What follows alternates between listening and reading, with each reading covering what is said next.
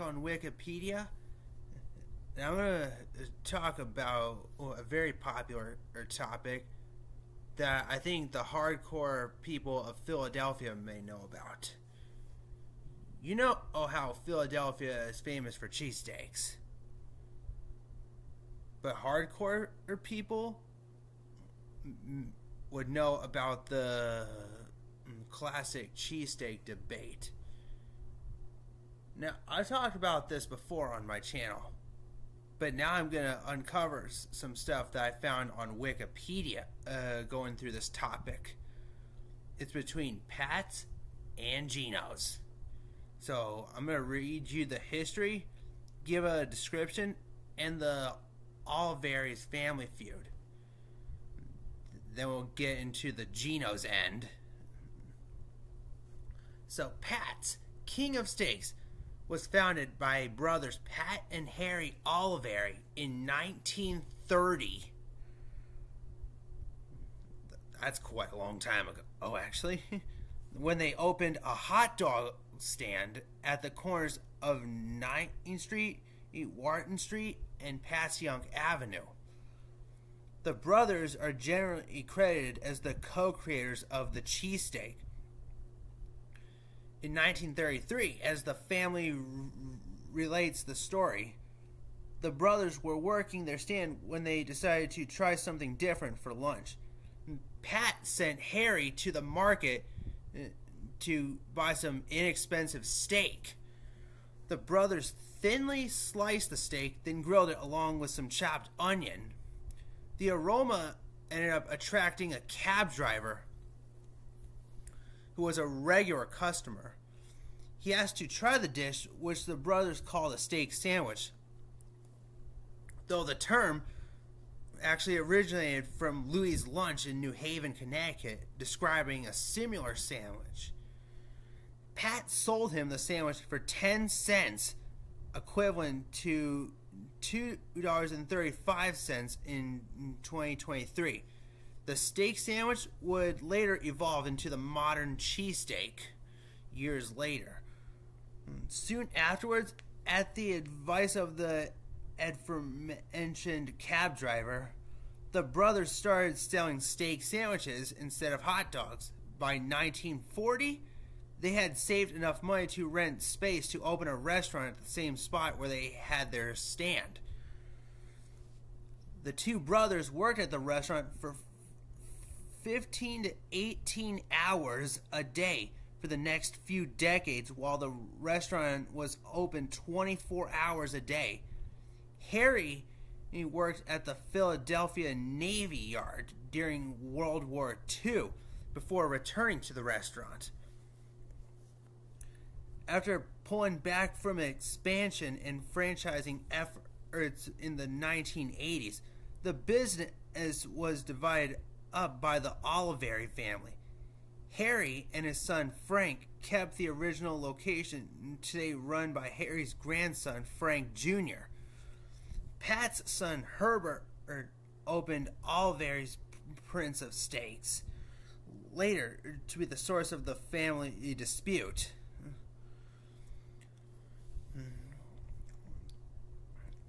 There's a sign at Pat's that would explain how to order. The customers ask for a variety of sandwiches and then says wit or without, which would ask if you want your cheesesteak with onion or no onion. So if you say a cheese wit, that means you want the onion, and if you say without, that means you don't want onion. As you can tell in this picture, this is a cheese wit. And so it's got the meat, it's got the gooey cheese whiz, and it's got the onions on it. And they have 3 different types of cheese that you could throw on there. You have the classic cheese whiz, you have provolone, or you have white American. You can even do it plain in the way it all started. And they have the additional toppings, the mushrooms, the pepper, or the onion. and it's all cash. No credit cards accepted. There was a Oliveri family feud going on for a bit. Pat is the original shop opened by Pat Oliveri and his brother Harry. Frank owns Pat's. Pat's grandson Rick owned Rick's original Philly steaks at the Reading Terminal Market, which closed in October of 2008. He subsequently opened and closed Rick's Steaks restaurants at other locations. Pat's son, Herbert, which is Rick's father, expanded the business by opening franchises of Pat's King of Steaks. In the 1980s, the Oliveris split up the business. Harry and Frank Sr. kept the original location. Herbert, King, Pat's son, opened Oliveri's Prince of Steaks in the Reading Terminal Market.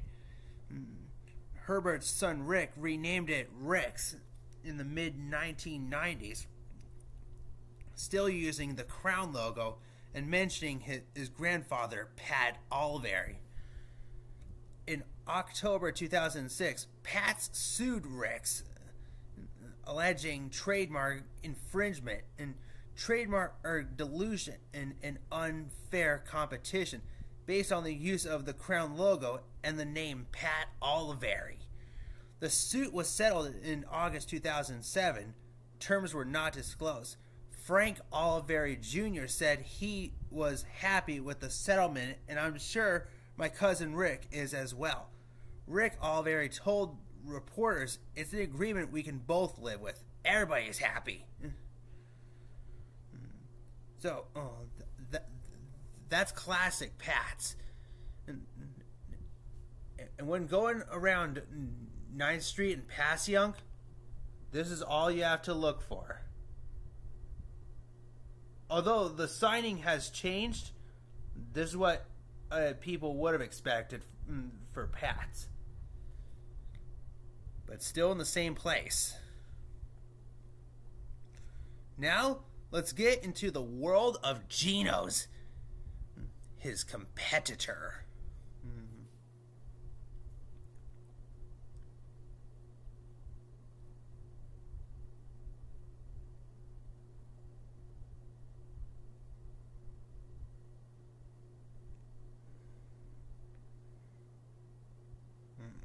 All right, let's get into this. Now Genos as a nicer looking seating area, more cleaner, if you ask me. That's what the exterior looks like. Sits right across the street from Pat's. And compared to what Pat's cheesesteak looks like, this is what a cheese wet looks like from Genos.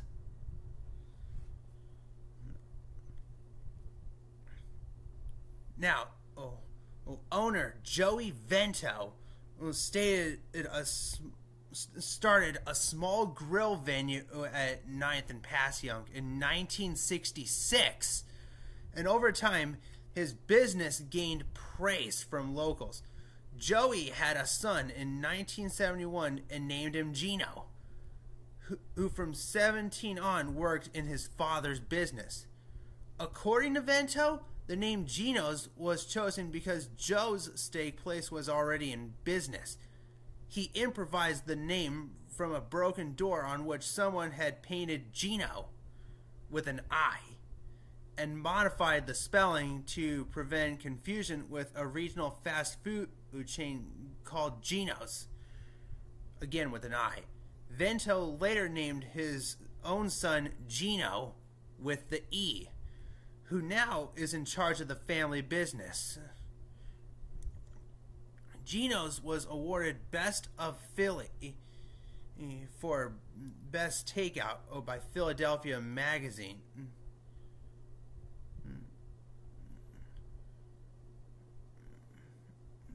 In 2000, is when they were voted. In April of 2004, a branch of the shop opened in Citizens Bank Park, which was the home of the Phillies. This location was closed in 2006 and was replaced with Rick's Steaks, operated by Rick Oliveri. On August 23, 2011, and Joey Vento died of a heart attack. But they do have other Genos locations. They have one in Terminal B at the Philadelphia International Airport and at Rivers Casino in Philadelphia. On September 20th, 2015, Genos Steaks opened a location at Xfinity Live in Philadelphia. Yeah, plenty of Genos out there. Genos' menu is very similar to that of Pat's. However, there are some differences. Genos doesn't chop up the meat when it's on the grill. They keep it sliced like Steakums. But I imagine it's probably better than Steakums. Genos claims to have sold up to 4,500 sandwiches daily. The walls, roof, and interior of Genos are decorated with memorabilia and hundreds of autographed and framed photos of celebrities who have eaten there. Pat's has the same thing with the celebrity photos. Even some older ones that may have Pat and Harry Oliveri in the pictures.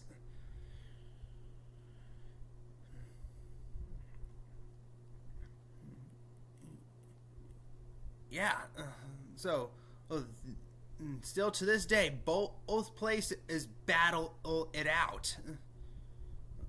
Always battling to see who has the better cheesesteak.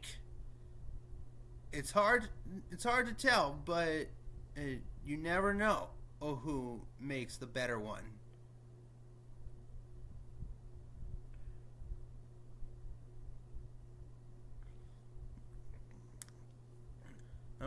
Let's see if there's some other pictures. Oh, okay. There's another Pat's cheesesteak. Compared to the one I showed earlier, this one is a cheese wit out.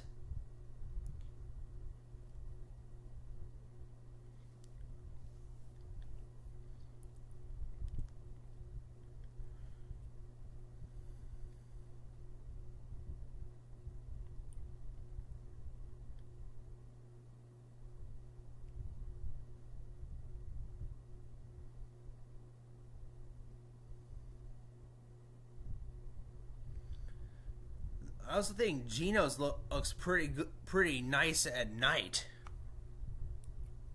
Very lively with the lights.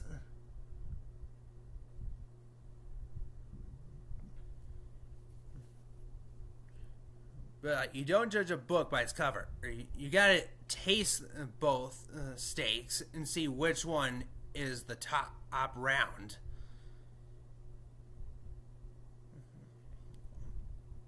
Alright, yeah, I think that covers it.